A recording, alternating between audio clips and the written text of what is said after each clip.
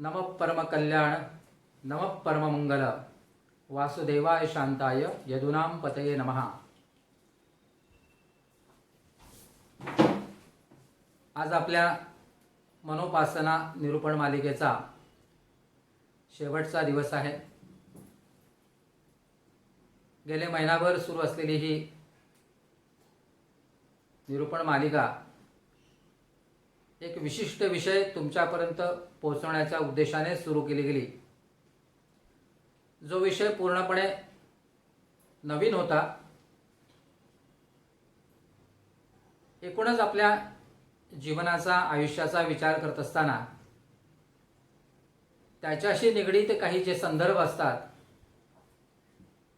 त्या संदर्भानुकूल आपल्याला काही मांडणी करता येते का, नव्याने आपण आपल्याच जीवनाचे काही पदर उलगडून दाखवू शकतो का, चाकोरीबद्ध जीवनापेक्षा काही वेगळा विचार आपण करू शकतो का, परंपरांचा हा प्रवाह आपण अखंडित ठेवत असतो,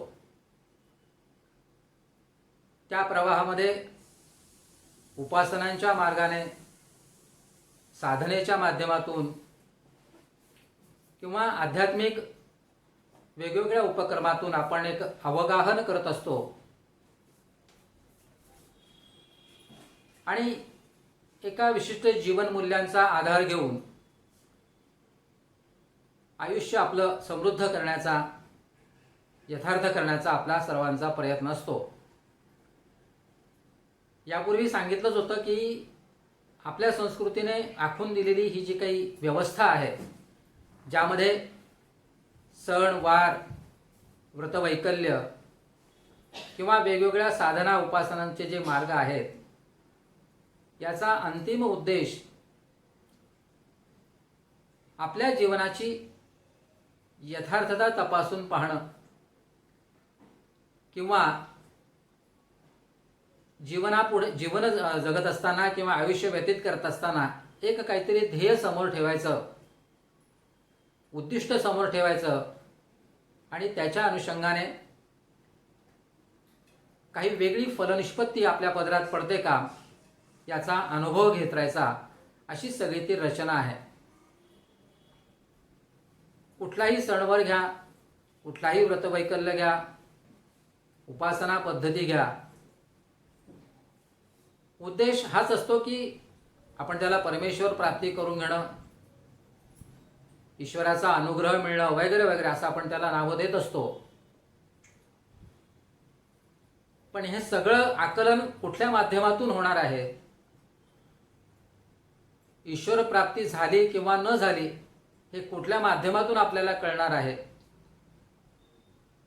आपल्यावर आपली उपास्य देवता प्रसन्न आहे किंवा नाही, आपण करत असलेल्या साधनेचा योग्य पद्धतीने स्वीकार होतो आहे किंवा नाही, हे तपासण्याचे कुठलेही ठराविक असे पॅरामीटर्स किंवा ज्याला आपण निकष म्हणतो ते अस्तित्वात नाही। हे सगळं ठरवण्याचं काम आपलं मन करत असतं। मन हा शब्द मी जाणीवपूर्वक पुन्हा वापरतो, कारण रूढार्थाने आपण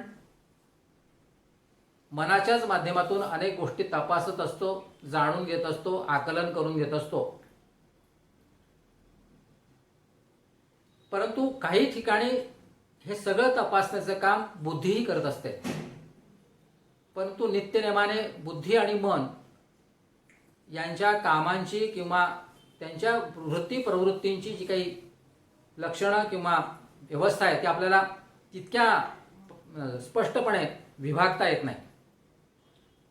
अनेक गोष्टी आपण बुद्धीवर सोडतो, अनेक गोष्टी आपण मनावर सोडतो, परंतु एक सर्वंकष विचार केला तर मनाच्या बाबतीत आपण खूपच मोकळेपणाने सगळा व्यवहार करत असतो। म्हणजे मन ठरवेल ते, मनाला वाटेल ते, अशा काही गोष्टी करत असतानाच मनाचं समाधान, मनाची शांती याला मात्र आपल्याकडे आपण सर्वजण प्राधान्य देत असतो। उपासनेमध्ये मन लागणं, नामस्मरण करत असताना मन एकाग्र होणं,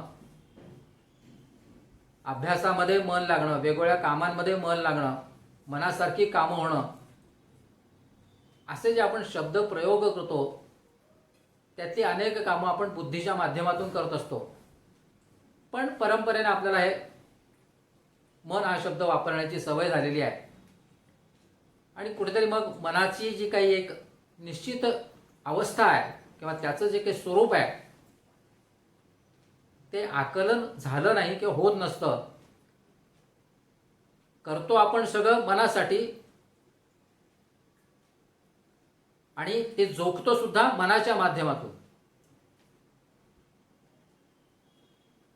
मनाला प्रसन्न वाटलं पाहिजे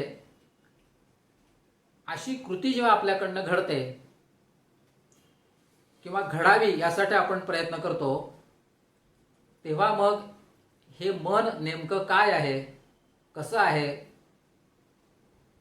त्याचं स्वरूप काय आहे हे जाणून घेण्याचा आणि त्या मनाची एकूण शक्ती किती आहे याचाही एक अंदाज घेण्याचा प्रयत्न आपण गेल्या महिनाभर करत होतो. आणि म्हणून जाता जाता सहज एक आढावा जरी घेतला की गेल्या महिनाभरातल्या आपण अशा कुठल्या प्रमुख मुद्द्यांवर विचार केला, तर असं लक्षात येईल मी सुरुवातीच्या काळात असं म्हटलं होतं की मन ही एक अशी विलक्षण शक्ती आहे की त्याचा आपल्याला सुद्धा अंदाज लागत नाही. मनाची व्याख्या करताना मी असं म्हटलं होतं की मन हे कोणाला देऊ तर नाहीच, मन हे कोणाला समर्पित करण्याची वस्तू नाही, असं मी विधान केलं होतं. परंतु आपल्यामधला मीपणा न सोडता येणाऱ्या आव्हानांना सामोरं जाऊन आपण आपल्या एका भावनेची तयारी करणं किंवा आपल्यामध्ये जी काही भावना निर्माण होईल त्याला मन हे संकल्पना किंवा मन अशा अर्थाने तुम्ही त्याचा उपयोग करू शकता किंवा त्याला म्हणू शकता, त्याची व्याख्या करू शकता. आता मीपणा न सोडता हे जे काही वाक्य होते ते अनेकांना आश्चर्यकारक वाटलं होतं. स्वाभाविक आहे, कारण एकूण परमार्थामध्ये अध्यात्मामध्ये मीपणा सोडूनच सगळं करायचं असं सांगितलं जातं. पण मी त्याच्या पुष्टर्थ किंवा दुजोरा देताना असं म्हटलं होतं की तुम्ही कुठलेही ऋषी मुनी घ्या, अगदी देवांचे अवतार घ्या, कोणी घ्या, कोणालाही मीपणा सुटलेला नाही, मीपणा सुटत नाही. सामान्य माणूस तुमच्या आमच्यासारखा तर मीपणा सोडू शकत नाही. आपण कितीही म्हणण्याचा प्रयत्न केला, किती सांगण्याचा प्रयत्न केला आणि मीपणा सोडून वागतो आहे असं दाखवण्याचा जरी प्रयत्न केला तरी ते काही ना काही प्रमाणामध्ये हा मीपणा आपल्याजवळ राहतो, शिल्लक राहतो. म्हणजे ताकाला जाऊन भांडं लपवण्याचं कारण नसतं. आणि हा मीपणा जर सुटत नसेल तर तो मीपणा जवळ बाळगून आणि जे मन आहे ते मन ह्या मीपणाच्याच माध्यमातून आपण खरं जोपासतही असतो. मग तो मीपणा आपल्याला आपल्या जवळ ठेवता येतो, पण त्याचा उपयोग करताना तो परमार्थासाठी किंवा थोडासा व्यापक स्वरूपात त्याचा जर उपयोग केला तर तो मीपणा आपोआप गळून पडतो. आपल्या उपयोगासाठी त्या मीपणा आपण वापरात आणायचा आहे. मनोपासना करताना मीपणा सोडून चालणार नाही. माझी उपासना, माझ्या मनाची उपासना करणारा मी, या सगळ्या गोष्टी बुद्धीमध्ये पक्क्या ठेवायच्या आणि जी काही उपासना असेल ती करायची. पण या उपासनेचा स्तर जसा जसा वाढत जातो त्याच्यामध्ये जसं जसं सातत्य येत जातं तसं तसा हा मीपणा विरघळत जातो, नाहीसा होत जातो, किंबहुना त्या तो मीपणा व्यापक होत जातो. तो मीपणा राहत नाही. पण साधनेला, उपासनेला सुरुवात करताना तुम्ही म्हणाल की मी मीपणा सोडूनही करतोय, या म्हणण्याला काही अर्थ उरत नाही. या सगळ्या गोष्टी आपण कधी इतक्या बारकाईने बघत नाही, तपासत नाही, त्याच्याकडे लक्ष देत नाही. आणि मग कोणीतरी सांगितलेलं असतं, ऐकलेलं असतं, कथा प्रवचनांमधनं, पुराणांमधनं त्याची आपण अंमलबजावणी करण्याचा प्रयत्न करतो आणि काहीसं अर्धवट किंवा अर्धसत्य अशा स्वरूपात हे सगळं आपली उपासना किंवा साधना चालत राहते. या सगळ्या मुद्द्यांचा विचार करत जे मन आपल्यासाठी इतकं महत्त्वपूर्ण आहे, उपासनेसाठी असेल, साधनेसाठी असेल किंवा एकूण जीवन व्यवहारामध्ये वावरताना मन जर इतकं प्रथम महत्त्वाचा घटक असेल, तर मग त्याचीच उपासना का करायची नाही? ही उपासना करत असताना आपण मग भगवद्गीतेचा आश्रय घेतला. शिवसंकल्प स्तोत्रासारखं अतिशय महत्त्वाचं स्तोत्र आपल्या हाती लागलं, की ज्याने मनाच्या केवळ व्यापकतेविषयी सांगितलेलं नाही, तर त्याची एकूण शक्ती काय आहे हे सुद्धा अतिशय स्पष्ट शब्दामध्ये आपल्याला लक्षात आणून दिलंय. आणि म्हणून मग मनाच्या ज्या ज्या काही अवस्था आहेत, मनाचा ज्या ज्या गोष्टींची संदर्भ असतो, संपर्क येतो, त्याचा आणि एकूण या ईश्वरी शक्तीचा किती घनिष्ठ संबंध आहे हे याना त्या मार्गाने मी जोडून दाखवण्याचा किंवा स्पष्ट करण्याचाही प्रयत्न गेल्या महिनाभरामध्ये केलेला आहे. भगवद्गीतेमध्ये सांगितलेलं मनाविषयीचं चिंतन आपण गेल्या महिनाभरात ऐकलेलं, मी त्याची पुनरावृत्ती करत नाही, परंतु केवळ स्मरण म्हणून सांगतो की 18व्या अध्यायामध्ये जेव्हा भगवान श्रीकृष्ण म्हणतो की तो आता तू जे सांगशील ते मी करीन, करिष्ये वचनं तव, असं जेव्हा अर्जुन म्हणतो, याचा अर्थ काय? या संपूर्ण भगवद्गीतेच्या तत्वविवेचनामधून गोंधळलेल्या अर्जुनाला, खरं तर हे गोंधळलेलं अर्जुनाचं जे मन आहे ते आपल्यासाठी एक प्रतीक रूपात आहे, आणि त्याच्या सगळ्या मनाची तयारी करून घेण्याचा प्रयत्न भगवद्गीतेच्या या 18 अध्यायांमधनं झालेला आहे. 18 अध्यायांमधनं झालेला आहे. ज्या वेळेला रथाच्या खाली उतरून अर्जुन म्हणतोय की मला युद्ध करायचं नाही, पण गीता जेव्हा संपते तेव्हा हाच अर्जुन म्हणतोय की तू सांगशील ते मी करायला तयार आहे. याचा अर्थ की गोंधळलेल्या मनाला जर योग्य दिशा दिली, तू काय आहेस, तू कोण आहेस, तू किती शक्तीने भरलेला आहेस, तुझ्यामध्ये किती आत्मविश्वास आहे हे सांगण्यासाठी भगवान श्रीकृष्णासारखं एक ईश्वरी तत्व अवतरित झालं आणि ते अर्जुनाला हे सगळं सांगतं झालं.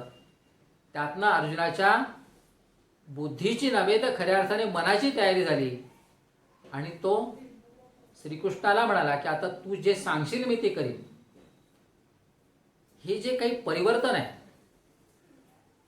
जो गर्भगळीत झाला होता तो शेवटी एका आत्मविश्वासाने असा परिपुष्ट होतो आणि युद्धाला तयार होतो. या सगळ्यातल्या मनोअवस्थेचा एक एक टप्पा जर आपण नीट अभ्यासला तर मनाची ताकद किंवा मनाला कुठल्या गोष्टींची आवश्यकता असते याचं फार मोठं मार्गदर्शन आपल्याला मिळतं. आणि हे जर आपण आपल्या बाबतीत लागू करायचं ठरवलं तर भगवद्गीता आपल्यासाठी उपयुक्त आहे, मी अनेक वेळा म्हणालोय. मध्ये अमर शक्तीने असलेलं युक्त मन पवित्र झालं पाहिजे, ते अधिक चांगल्या संकल्पांनी युक्त असलं पाहिजे. अशी जी काही एक नित्याची प्रार्थना आहे, दररोजची प्रार्थना आहे, ती आपण रोज केली तर आपल्या मनाशीच आपण केलेलं हे हितगुज म्हणजेच एक उपासना आहे. एरवी सुद्धा आपण जी काही उपासना करतो, नामस्मरण करतो, साधना करतो, पूजा अर्चा करतो, ही काय असते? ही त्या शक्तींशी केलेलं आपलं एक हितगुज असतं. दैनंदिन लौकिक व्यवहारामध्ये वावरताना सुद्धा आपल्याला हेच करायचं असतं की कोणाकडनं तरी आपल्याला आपलं काम करून घ्यायचं असलं तर आपल्याला त्याच्याशी संवाद साधावा लागतो, आपलं म्हणणं पटवून द्यावं लागतं आणि त्याच्याकडनं आपली कामं करून घ्यावी लागतात. हा लौकिक व्यवहार आहे. परंतु जेव्हा आपण एकूण समग्र आपल्या आयुष्याचा विचार करतो, जीवनाचा विचार करतो, त्या सगळ्या जीवनाचं सगळं पावित्र्य जर कशात एकरूप झालं असेल, साठवलेलं असेल, तर ते मनाच्या समृद्धतेमध्ये हे आपण अतिशय ठामपणे लक्षात घेण्याची वेळ आलेली आहे. अनेक कथा पुराणांमधनं मनाला एकाग्र करण्याचाच उपदेश तुम्हाला वाचायला मिळेल. अगदी पतंजलीच्या योगदर्शनामध्ये सुद्धा मन एकाग्र करूनच सगळ्या आसनांचा विचार केलेला आपल्याला बघायला मिळेल. हे सगळं सांगितलेलं असताना आपण मात्र फक्त मनाच्या उपासनेवर जोर देतो आहोत. हे सुद्धा काहीसं न पटण्यासारखं होऊ शकतं. का एवढे मोठे ग्रंथ आहेत, इतक्या ऋषीमुनींनी तपश्चर्या करून हे सगळे ग्रंथ लिहिले आहेत, सांगितलेले आहेत, मग ते काय वेडे होते का? त्यांचं काही चिंतन नव्हतं का? तुम्ही कुठलं वेगळं चिंतन मांडतात मनाविषयीचा, असा समज आपल्यामध्ये किंवा असा एक विचार तुमच्या मनामध्ये येऊ शकतो. तो यायलाही काही हरकत नाही. परंतु सातत्याने जे काही लिहून ठेवलं आहे, जे काही आहे त्याच्याच अनुषंगाने आपण पुढे गेलो पाहिजे असंही नाही. किंबहुना मी असं म्हणेल की त्या सगळ्या पुराणांमधनं, कथांमधनं, अगदी पतंजलीच्या योगदर्शनामधनं सुद्धा त्याचा सगळा विचार करत असताना या सगळ्याचा जर तात्विक अर्थ शोधला, तत्वरूपाने काय सांगितलेलं आहे याच्यावर जर चिंतन केलं तर ते मनाच्या याच उपासनेशी येऊन पोहोचेल याची मला पूर्ण खात्री आहे. मनाला एकाग्र करायचं असं योगासनांमध्ये सांगितलं जात असेल तर हे कोणी करायचं? करायचं जर मलाच आहे, मीच करणार आहे, तर मी माझ्या मनाची उपासना करून हे करू शकतो. थोडक्यात सांगायचा उद्देश असाच आहे की सगळ्या ठिकाणी, सगळ्या व्यवहारांमध्ये, दैनंदिन छोट्या छोट्या आपल्या व्यवहारांपासून तीच उपासना साधनांमधून मन हे सर्वात प्रभावी माध्यम आहे, साधन आहे. आणि त्याच्याच माध्यमातून आपण अनेक गोष्टी करत असतो. समजुती असतील, गैरसमजुती असतील, ह्या तर नित्याच्याच आहेत. परंतु मोठमोठी कार्य करत असताना, मोठमोठे संकल्प करत असताना, ध्येय समोर ठेवत असताना आपल्याला मनाचीच तयारी करायची असते. ही मनाची तयारी करायची म्हणजे काय, तर आधी आपण आपलं मन समजून घेतलं पाहिजे आणि मन बलिष्ठ केलं पाहिजे. या सगळ्या उपक्रमाला सुरुवात करत असताना मी करोनाची एक पार्श्वभूमी सांगितली होती. या सगळ्या वातावरणामध्ये सगळ्यांची मनं घाबरलेली आहेत. एक विशिष्ट घबराट सगळ्यांमध्ये दिसते. तर हे काम तर मनाने घेतलेला हा धसका होता. मी एका टोकाला जाऊन असं विधान केलं होतं की मन कधी घाबरत नसतं, भिणं हा मनाचा स्वभाव नाही. हे विधान सुद्धा अनेकांना धक्कादायक वाटू शकेल. असं कसं म्हणतात तुम्ही? आपण छोटी जरी काही गोष्टी घडली तरी भीतो, रडतो, आपण मनावरच त्याची पहिल्यांदा छाया पसरते. कुठला अपघात बघितला तरी आपल्या मनावर दडपण येतं. पण हे आपण इतक्या परंपरेने आपल्यावर लादून घेतलंय की त्याच्या बाहेर पडायला आपण तयार नाही आहोत. एखादी गोष्ट बघितल्यानंतर त्याच्याशी बुद्धीचा येणारा संबंध किती आहे आणि मनाचा संबंध किती आहे याचं कधी आपण विश्लेषणात्मक विचार केलेला नसतो. हे मन घाबरत नाही किंवा मन भीत नाही, मन हे सामर्थ्याचंच प्रतीक आहे असं जेव्हा म्हणतो तेव्हा त्याचा तत्वार्थ असा आहे की मन हे जर भक्कम झालं तर या सगळ्या गोष्टींशी आपण व्यवस्थितपणे सामना करू शकतो. त्याच्याशी आपण, मला इंग्लिशमध्येच बोलायचं, त्याच्याशी आपण डील करू शकतो, व्यवहार करू शकतो. पण मनाविषयी आणि मनावर अशा स्वरूपाचं सगळं आवरण असल्यामुळे अनेक गोष्टींबाबत आपण कमी पडतो, कमजोर पडतो. आणि मनाविषयीच्या ज्या या धारणा आहेत त्या परंपरेने जोपासत एका मोठ्या शक्तीविषयीचं आपणच करून घेतलेलं एक चुकीचं विश्लेषण आपल्याच अंगाशी येत असतं. मन कोणाला समर्पित करू नका असं मी म्हटलं होतं. अगदी परमेश्वरालाही मन समर्पित करण्याची गरज नाही. मन समर्पित केलं तर मग तुमच्याजवळ काय राहिलं? काहीच राहिलं नाही. मी असे म्हटलं की तुम्ही मन समर्पित करून दिलं आणि मग बाकी सगळं करायला मोकळ्या.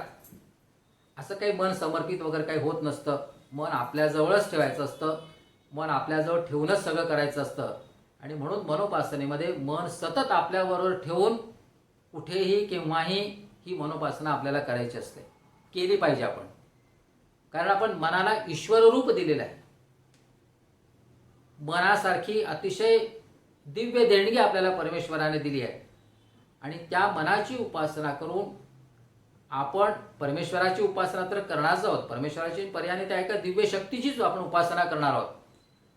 आणि ती उपासना करत असताना त्याच्यामध्ये येत जाणारं पावित्र्य हे आपल्या संपूर्ण जीवनाला एक पावित्र्य निर्माण करून देणारं ठरू शकेल. पण त्यासाठी मन हे ईश्वर आहे, हे मन परमेश्वर रूप आहे, ते पवित्र आहे आणि ते बलिष्ठ आहे, सामर्थ्यवान आहे. हा विचार आपण जेवढा वारंवार आपल्यावर बिंबत जाऊ तसतसं आपलं मन आपल्यासाठी किती महत्त्वाचं आहे याची सुद्धा आपल्याला जाणीव होत जाईल. अनेक गोष्टी याच्याशी निगडीत आहेत, ज्या वेगवेगळ्या माध्यमातून पुन्हा पुन्हा सांगण्याची आवश्यकता भासेल, परंतु हा विचार रुजला पाहिजे किंवा तो निदान समोर आला पाहिजे. चर्चेसाठी का होईना, परंतु समोर आला पाहिजे. अन्यथा आपण परंपरेने जे करत आलेलो आहोत तेच करत राहू आणि मग सातत्याने मी जे म्हणत आलो की आपल्याला जे प्राप्त करून घ्यायचं आहे ते प्राप्त होत नाही. कुठेतरी आयुष्याचा शेवट यायला लागतो, त्यावेळेला जाणवतं की अरे आपण इतके वर्ष उपासना करतोय किंवा इतकं चांगलं आपल्याकडे सुख समृद्धी होती, पण मनाचं समाधान काही मिळालं नाही किंवा आपल्या हातून जे काही घडायला पाहिजे तर ते काही मिळालं नाही. ही जी काही मनाची रुखरुख असते, सर्व काही आहे, सर्व काही होतं, पण मनाचा जो एक काही कोपरा असतो तो मात्र सतत रिकामा राहतो. ही खंत वाटू नये आणि ती नेमकी कुठे वाटायला लागते, ज्या वेळेला आपण उतार वयाकडे जातो त्यावेळेला जाणवायला लागतं. आणि म्हणून मी मनोपासनेच्या बाबतीत हे म्हटलं होतं की हा विचार जर लहानपणापासून किंवा एका विशिष्ट वयापासून रुजवायला सुरुवात केलाय की मन हे खंबीर आहे, मन हे सामर्थ्यवान आहे, मन हे शक्तिशाली आहे, मन हे देव आहे, मन हे ईश्वर आहे, हे जर लहानपणापासून सांगण्याचा प्रयत्न केला तर त्याचा एक वेगळा परिणाम आपल्याला पाहायला मिळेल. मनाला सातत्याने घाबरवणं, मनाला काहीतरी धाक दाखवणं, त्याला दडपणाखाली ठेवणं, त्याला लगाम घालणं वगैरे, ह्या ज्या काही परंपरेने आपण समजुती करून घेतल्या आहेत त्या आता बाजूला करायला पाहिजेत. आणि आहे सध्या कोरोनाचं वातावरण आहे म्हणून सांगतो, आणि ज्या वेळेला मग अशा काही मोठ्या संकट येतात त्यावेळेला केवळ मनाचं सामर्थ्य नसल्यामुळे अनेकांना या समस्या झेलता येत नाहीत, त्याचं बळी सुद्धा व्हावं लागतं. एक वेगळा विचार किंवा एका मूल्याची एक व्यवस्था आपल्याला उपलब्ध आहे. आपल्या संस्कृतीने हे सगळं सांगितलेलं आहे, पण त्या गांभीर्याने आपण कधी त्याच्याकडे बघितलं नाही. आणि म्हणून मी वारंवार गीतेचा उल्लेख एवढ्यासाठीच करतो की ज्या भगवद्गीतेमध्ये भगवंताने मी मन आहे असं सांगून सुद्धा आपण जर त्याच्याकडे बघत नसू किंवा त्याचा त्या अंगाने विचार करत नसू तर मग आपण गीता कुठल्या अर्थाने वाचतो आहोत आणि कशासाठी वाचतो आहोत याचा आपल्याला उलगडा होणार नाही. तुम्ही कितीही गीतेचे तत्वज्ञानात्मक अर्थ सांगितले, विवेचन केलं, सांख्ययोग असेल काय असेल ते मी वारंवार त्याचा उल्लेख केलेला आहे, परंतु अंतिमतः मनाचं सामर्थ्य आणि तुमच्यामधला आत्मविश्वास वाढणं, जीवनाकडे तुमचा दृष्टिकोन विशाल असणं, हेच त्या सगळ्यांचं उद्दिष्ट असतं. ते आपण लक्षात घेतलं पाहिजे. तो केवळ एक प्रासादिक ग्रंथ आहे आणि त्यात केलेलं चिंतन हे काहीतरी फार मोठ्या लोकांनी किंवा ज्यांना सगळी साधना उपासना करायची त्यांच्यासाठी अशा समजुतीत राहायचं कारण नाही. ते सर्वसामान्यांपर्यंत पोचवायचं असेल तर ते याच माध्यमातून न्यावं लागेल की त्यात मनाची उपासना सांगितली. तुमचं मन खंबीर करण्यासाठी भगवद्गीता आहे, मनाचं सामर्थ्य वाढवण्यासाठी भगवद्गीता आहे, मनाला निर्भय करण्याकरता भगवद्गीता आहे. अशा सोप्या आणि रोजच्या जीवनाशी निगडीत असे त्यातले काही पैलू जर मांडून दाखवले तर हीच भगवद्गीता रोजच्या जीवनामध्ये आपल्याला अंमलात आणता येऊ शकते. शिवसंकल्प स्तोत्राबाबत तर मी अनेक वेळा बोललोच आहे, ते सुद्धा आपण आपल्या नित्य पठणामध्ये ठेवलं तर त्याची सुद्धा एक वेगळी अनुभूती आपण प्राप्त करू शकतो. मनाची उन्मन अवस्था आपण काल परवा बघितली, ज्याला आपण एक मनाशी एका विशिष्ट स्तरावर मनाशी संवाद साधल्यानंतर जी काही अनुभूती येईल ती मनाची उन्मनी अवस्था असेल.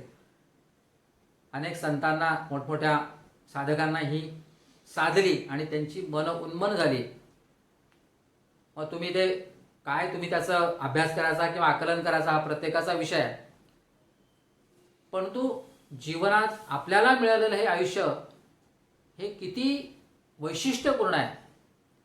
ते केवळ उदरनिर्वाह करण्यासाठी नाही किंवा आपण ज्याला करिअर म्हणतो तेवढ्यासाठी ते नाही.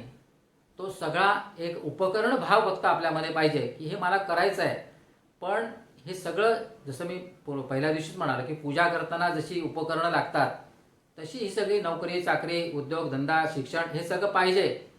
पण अंतिमतः मला माझ्या जीवनाचं ध्येय म्हणजेच ईश्वर प्राप्ती किंवा हे सगळं ईश्वरी शक्ती जाणून घ्यायची. तुम्हाला प्रत्यक्ष ईश्वर भेटेल हे मी सांगत नाही, तुझ्याची प्रत्येकाची अनुभूती असेल, परंतु या सगळ्या ईश्वरी तत्वाची अनुभूती घेणं, शक्तीची अनुभूती घेणं हे मला प्राप्त करून घ्यायचं आहे. मी कुठून आलो आहे, कशासाठी आलो आहे, मला काय करायचं आहे, ह्या जाणीवा जेवढ्या समृद्ध होत जातील त्यासाठी आपलं हे मनुष्य जीवन आहे. हे जोपर्यंत आपण नीटपणाने समजून घेत नाही तोपर्यंत मग आपण आपल्या जीवनाचा दृष्टिकोन व्यापक केला असंही म्हणता येणार नाही. अन्यथा चाकोरीबद्ध आयुष्य जगता येतं. परंपरेने मग शिक्षण आहे, नोकरी आहे, प्रपंच आहे हे करतात आणि आयुष्य संपतं. पण काही माझ्याच आयुष्याचा मी काही वेगळ्या पद्धतीने विचार केला आणि मला या आयुष्याचं एक वेगळं तत्व काहीतरी गवसलं.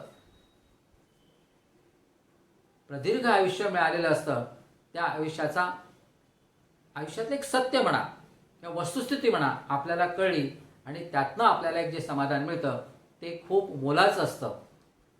पैसा अडका संपत्ती या गोष्टी त्या ठिकाणीच राहतात. आपल्याबरोबर येणारं हे मनच असतं.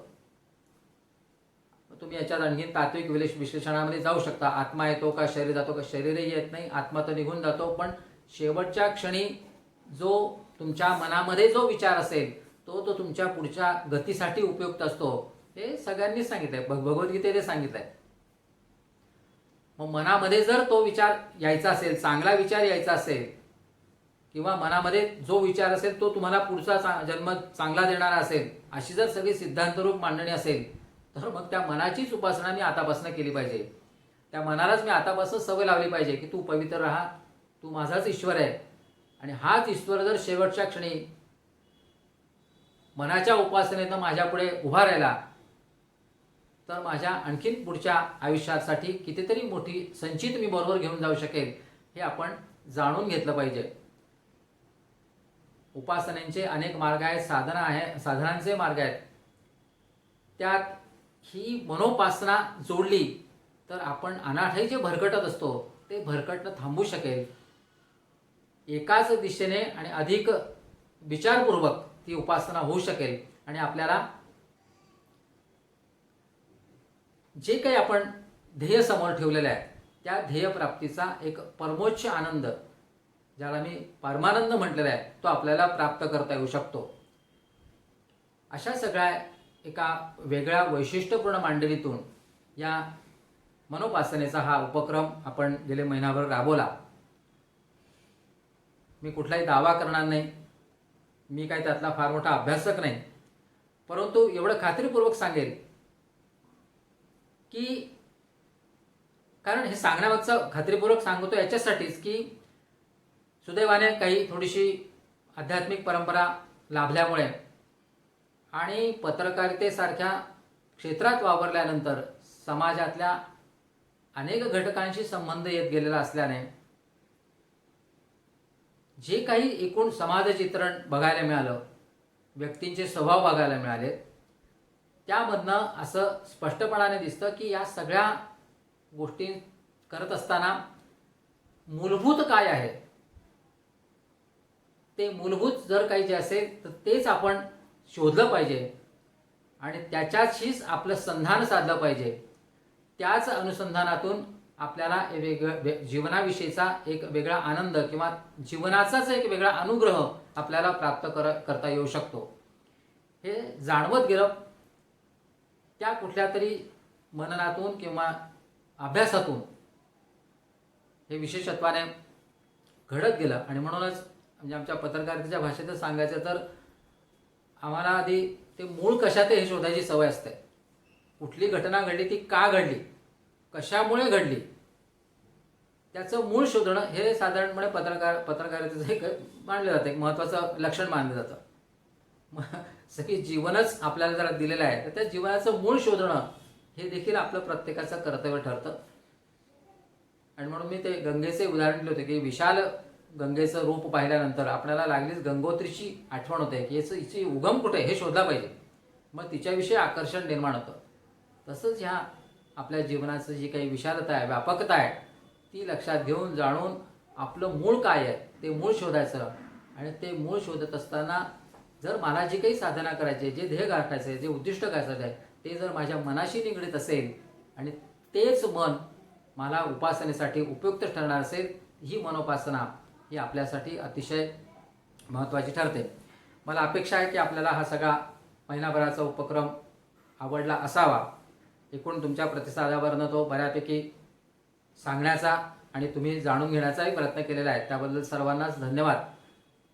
परंतु पुढच्याही काळामध्ये आपण आठवड्यातनं एकदा या मनोपासनेचे काही वेगळे पदर उलगडून घेण्याचा प्रयत्न करणार आहोत आणि एक वेगळ्या विचारांचा आग्रह मांडण्याचा किंवा आग्रह धरण्याचा प्रयत्न माझ्याकडून तरी होत राहणार आहे. आपण या सगळ्या उपक्रम मालिकेला दिलेल्या या प्रतिसादाबद्दल मी सर्वांचे आभार मानतो, धन्यवाद मानतो. उद्यापासून नवरात्र सुरू होत आहे. नवरात्र हे सुद्धा एका शक्तीची आराधना करणारं व्रत मानलं जातं. त्या निमित्ताने सुद्धा एक वेगळी छोटी, इतकी मोठी नाही परंतु एक 10-15 मिनिटाची निरूपण मालिका सुरू करावी असा एक विचार मी काल पुरा तुम्हाला बोलून दाखवला होता. तो सुद्धा उद्या आपल्याला याच वेळेमध्ये उपलब्ध होईल. शक्यतो आपण प्रयत्न करा, आपल्या मित्रांनाही सांगा आणि या एका वेगळ्या विचारांचा किंवा आपण करीत असलेल्या साधनेचा, उपासनेचा वेगळा पैलू अगदी नवरात्राच्या बाबतीतही किंवा देवी भागवताच्या बाबतीतही सांगताना परंपरा आहेतच, पण त्यात दडलेला जो काही एक गर्भितार्थ आहे तो आपल्याला त्यातनं शोधायचा आहे. त्याचा सुद्धा लाभ आपण सर्वांनी घ्यावा अशी विनंती करतो आणि आज इथेच थांबतो. इति विद्या तपो योनिर अयोनिर्विष्णुरीडितः वाग्यज्ञेनार्चितो देवा प्रियतांच जनार्दनः.